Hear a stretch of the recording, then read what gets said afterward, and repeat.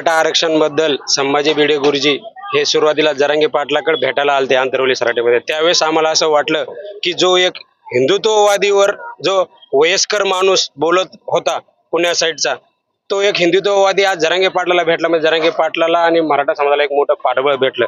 परंतु भिडे गुरुजीला आम्ही आदर्श समजत होतो, पण तसे भिडे गुरुजी निघले नाहीत. जो हिंदुत्व म्हणतो त्या भिडे गुरुजींना माझा एक प्रश्न आहे, मराठा सोडला, मराठाच्या जीवावर हिंदुत्व शब्द होऊ शकत नाही. छत्रपती शिवाजी महाराजांना 18 प्रगट जातीला घेऊन निघाले, ते त्यामध्ये मराठा समाजाचे मराठे मावळे हे तुम्ही विसरले. कारण हिंदुत्व हा शब्द मराठीशिवाय होऊ शकत नाही. अशा मराठ्याच्या लेकरासाठी मनोज जरांगे पाटील आरक्षण मागतात. तर भिडे गुरुजीचे असे शब्द आहेत की मराठ्यां समाजाला आणि मराठ्याला आरक्षण कशाला पाहिजे म्हणजे हे त्यांचे शब्द आहेत. आणि मराठा